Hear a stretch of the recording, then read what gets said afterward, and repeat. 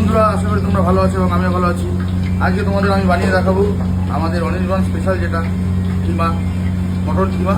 কালকে তোমাদের দিয়েছিলাম রেসিপিটা মটন লিভার কষা অথবা ফ্রাই। তা আজকে তোমাদের দেখাবো মটন কিমা আমি কীভাবে বানাচ্ছি। চলো আসো। কটা গরম গরম মশলা গরম দিয়ে দিলাম। আর এখানে আমি এখন অ্যাড করবো পেঁয়াজ পরিমাণ মতন, 2 কিলো মটন, তার জন্য আমাকে নিতে হবে 500 কাছাকাছি পেঁয়াজ।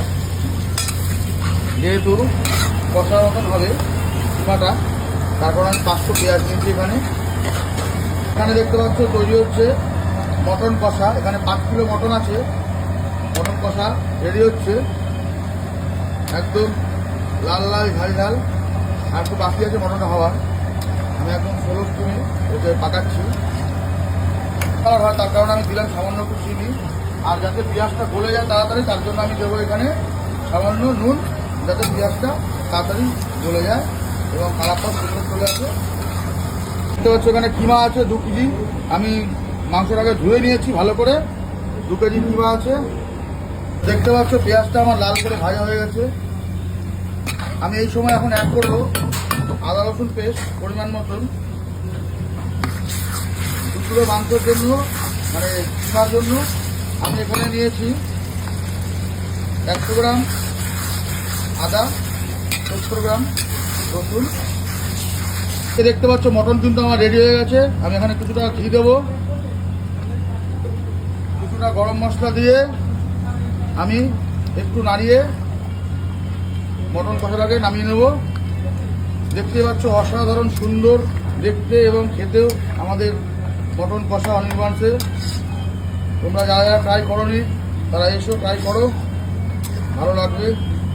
চলে গেছে। আমি এখানে অ্যাড করবো হলুদ, তার মতন জিরে গুঁড়ো, ধনে গুঁড়ো পরিমাণটা জিরে গুঁড়োর থেকে একটু হলে বেশি থাকতে হবে।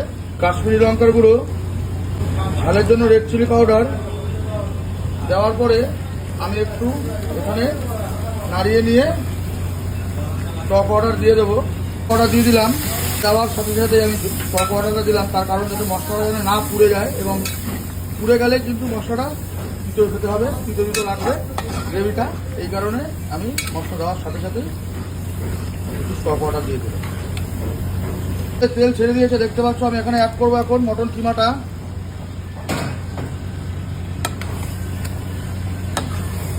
মটন কিমা অ্যাড করে আমি এখন এই মশলার সাথে সুন্দর করে আমি কষাবো। আর সম্পূর্ণটাই কিন্তু রান্না কিন্তু একদম কড়াই হবে। আমি প্রেসার কুকারে বয়েল করবো না। গ্যাসের ফ্লেমটাকে স্লো করে দই অ্যাড করবো। গ্যাসের ফ্লেমটাকে স্লো না করলে দইটা কিন্তু ফেটে যাবে। আর দেওয়ার সাথে সাথে একটু সুন্দর করে নাড়িয়ে নিতে হবে। আমি সুন্দর করে কিন্তু কষাচ্ছি এবং সুন্দরভাবে ও মশলা দিয়ে তেল ছেড়েছে। এখন আমি সেদ্ধ হওয়ার জন্য এখানে অ্যাড করবো কিছুটা জল। এখানে আমি পরিমাণ মতো জল দিয়ে দিয়েছি কিমাটা সিদ্ধ হওয়ার জন্য। দেখতে পাচ্ছ কিমা কিন্তু এখানে রেডি। চলো এখন এটাকে আমি নিচে পাঠিয়ে দিই সেল করার জন্য। এটা এখন নিচে যাবে সেল করার জন্য। কত সুন্দর দেখতে পাচ্ছ কিমাটা। এখানে অনেক জায়গায় কিমা বানায় পেঁয়াজ বেশি দিই, যাতে পেঁয়াজটা দেখা যায়, তার পেঁয়াজটা বেশি পায়। আমরা কিন্তু পেঁয়াজ কম দিই, কিমা বেশি লাগে আমার। তো আজকে বানালাম মটন কিমা।